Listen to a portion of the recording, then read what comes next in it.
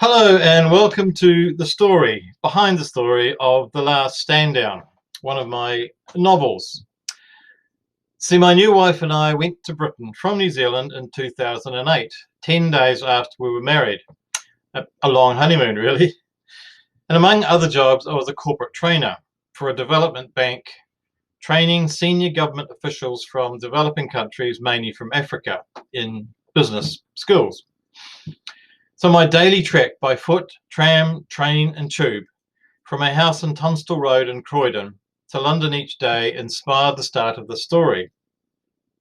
Coming from the beautiful rural expanses of New Zealand to the drab daily monotony of England's commuters was a shock I will never forget. People would jam together silently, like the sheep we used to muster into the shearing shed for shearing once a year. The difference was that we let the sheep out for months at a time. These commuters had no rest from their captivity, a daily, lifelong sentence. Most of them, I suspect, felt they had no choice but to put up with such an existence. I was lucky. I saw choices and I took them. So I needed to process this new lifestyle that I had chosen in this strange land. And as a writer, of course, I process through writing stories. Well, I was eventually fired from my job at the bank when I asked them questions.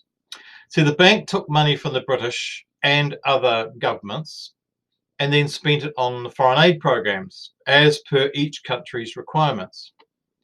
But there seemed to be no tracking of the money, and I asked how each government knew where their money went. Silence. Embarrassed silence.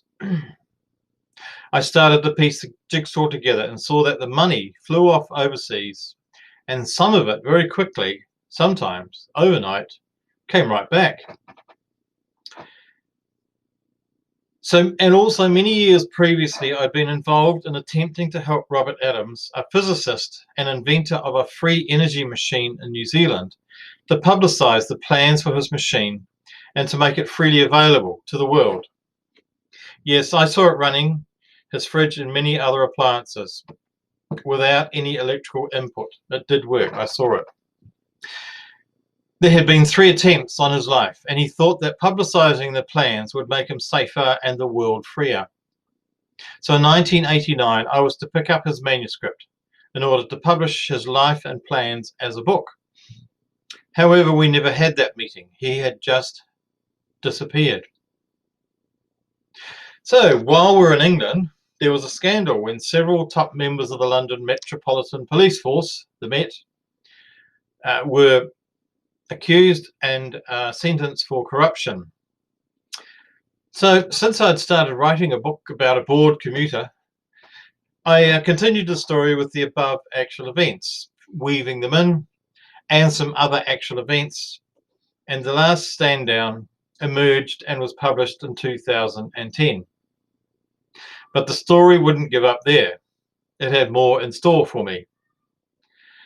See, I used to work with Jeff as a business trainer in 2017 and 2018 in Brisbane. Then I resigned and we didn't see each other for over 8 months.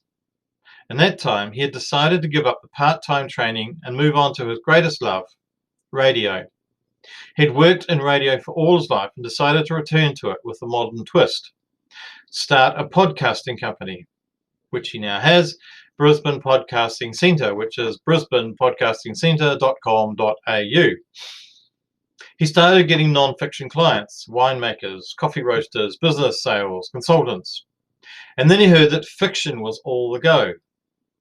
He knew that he knew someone who wrote fiction, but his brain just couldn't lasso the name.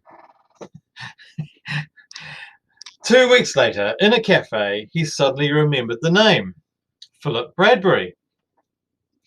2 minutes later, I, Philip Bradbury, walked into that self-same cafe. In that happily serendipitous moment, our podcast adventure began, somewhere in October 2019. We first of all recorded some of my short stories, with me reading them. A simple exercise and a good way to start an increasingly complex process that we had no idea where it was headed. Then in another cafe not far away, I later met with another friend, and he explained how to turn audio podcasts into video. So I started making videos and podcasts of my short stories and of a book I was intending to publish. The Serenity Pulpit is provisionally called at the moment. Those videos are on my YouTube channel and on my website, philipjbradbury.com. In the meantime, Jeff was going to podcasting conferences and doing a huge amount of research into this new podcasting medium. Through that, he met Hollywood's top sound man, Stuart, who had just sold his massive company to his son in New York and had decided to retire in Brisbane, our city. Well, what contacts, expertise and encouragement he lent our fledgling scheme. Now, Jeff was insistent that we do a full production treatment of my book as a podcast, The Last Stand Down. A cast of thousands, all the background sounds of London buses and trains, cafe noises, running feet, shotguns, and so on. Well, perhaps not a cast of thousands, but a group of actors to give voice to the 42 characters in the book. I just counted them. Because of this, I had to rewrite the book as a screenplay, and with a format in school I was out of my depth in. I pushed myself to do it, but somehow it was just too hard. I was overwhelmed and felt like giving up. Jeff couldn't understand my problem. After all, I had written 18 books, so what was so hard about writing the same one in a different way? Then Stuart explained to Jeff that if I'd written the book, I'd be unlikely to be able to write the screenplay. They are such different skills and applications. Well, I breathed a sigh of relief, and Jeff had a rethink. We both had a rethink. And the next day, we fell upon a website that helped us turn the novel into a movie script. Another serendipitous moment, and we're away again. So we found the 38 actors, most of them Australians, but some in other places, New Zealand, Dubai, England, and so on.